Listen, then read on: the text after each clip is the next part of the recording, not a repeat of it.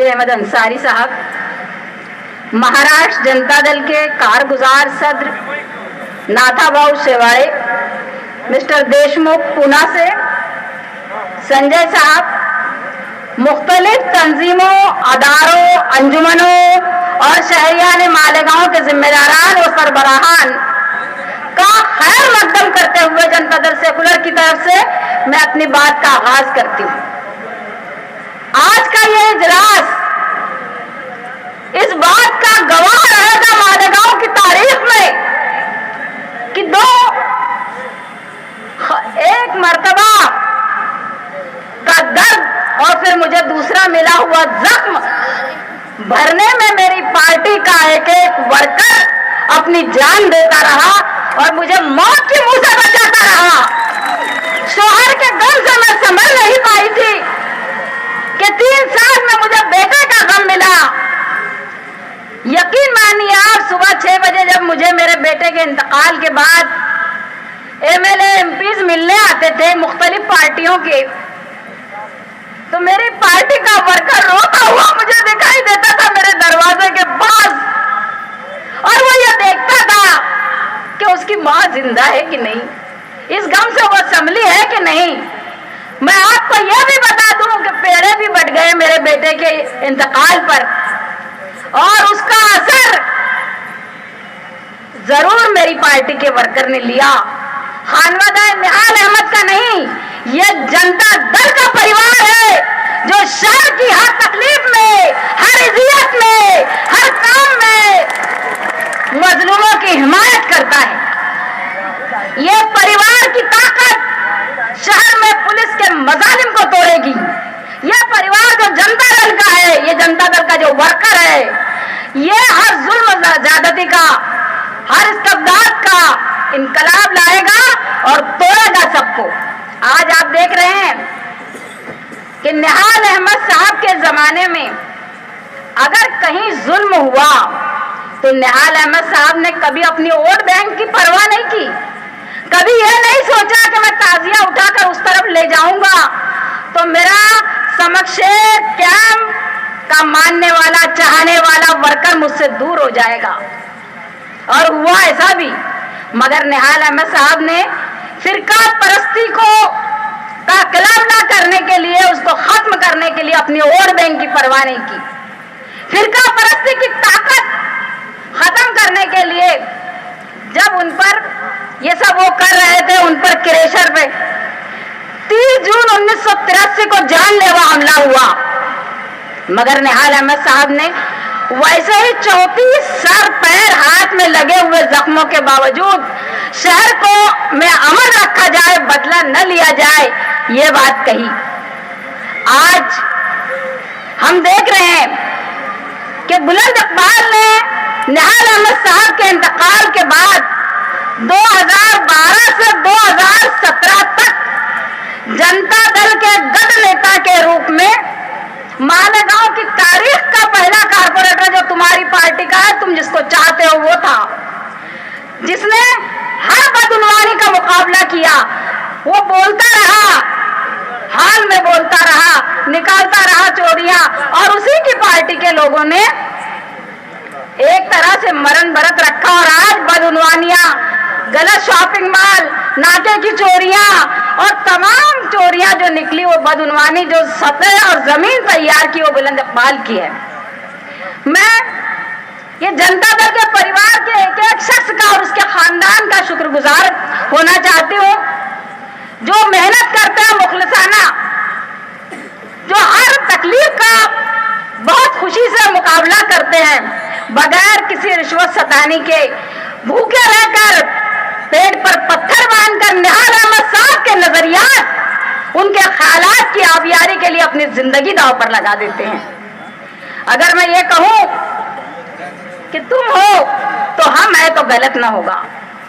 ये जनता दल का परिवार शाहनहीन के पीछे भी खड़ा रहा। यही जनता दल का परिवार और निहाल अहमद साहब को चाहने वाले शहरियाने मालेगांव ने वो असर दिखाया कि आज जो बदउनवानी है, आज जो गलत सलत हो रहा है, आज आप देखिए निहाल अहमद साहब के 2.5 साल के बाद 16 मगर जो काम निहाल अहमद साहब ने 2.5 साल में किया वो 16 साल में भी कारपोरेशन में कोई मेयर नहीं कर पाया। 100 एकड़ जमीन मुफ्त में दिला देना और वो जमीन की हिफाजत करना, अगर फिरका परस्ती की बात आ जाए हाल में कि वंदे मातरम बोलो तो उसकी मुखालफत करना, ये महाराष्ट्र में आज भी निहाल अहमद के ही कारकिर्दगी का नमूना है। हालांकि बंबई में भी बोला गया वंदे मातरम, मगर मालेगांव में कभी मीटिंग शुरू होने से पहले वंदे मातरम नहीं बोला जाएगा, नहीं बोला जाएगा। ये बात कहने वाला शख्स निहाल अहमद है और आप उसी निहाल अहमद की धरती के लोग हैं। मैं अक्सर कहा करती हूँ कि नूर हो शबनम हो कहकशा हो तुम, नूर हो शबनम हो कहकशा हो तुम, अज़्म हिम्मत का एक जहां हो तुम, रश्क करती हो उसकी किस्मत पर वो ज़मीन जिसके आसमां हो तुम। निहाल अहमद साहब एक ऐसा आसमान है सियासत का। ये मेरे साथी बैठे हैं, जब ये तकरीर होती है, महाराष्ट्र पार्टी की मीटिंग होती है, तो मेरे साथी 20-25 मरतबा निहाल अहमद साहब का जिक्र करते हैं। उन्होंने पूरे महाराष्ट्र में असेंबली में जो काम किया वो इतना बड़ा काम है कि मैं समझती हूँ उनके मुकाबले में बेस्ट एमएलए उन्होंने अपने आप को 100% हाजिरी, 100% प्रेजेंटी दिखाई है। 45 दिन पहले सवाल दिया जाता है, मैं 0 आवर की बात नहीं करती। थैलों से बजट अजलास के लिए थैलों से सैकड़ों फाइलें वो ले जाते थे, जिसमें फसाद, जुल्म सितम, बच्चे जो भूख से मरते हैं उनकी बातें, खवातीन के सिलसिले की बातें, मजालिम पुलिस की सलाखों के पीछे बेगुनाह का मारा जाना, ये सब सवालात वो उठाते थे। और आज मैं खुश हूं कि ये शहर ने एक हिम्मत खानवादा निहाल अहमद को, और सबसे ज्यादा मैं किसकी कद्र करती हूँ तो वो जनता दल का एक वर्कर है, उसकी हिम्मत बढ़ाई, यहाँ हाजिर हुए और आपने ये बताने की कोशिश की कि आप बदनवानी के खिलाफ हैं, आप जुल्म सितम के खिलाफ हैं, आपको अपने शहर का वो दबदबा फिर वापस लाना है जो दबदबा आप खो चुका है।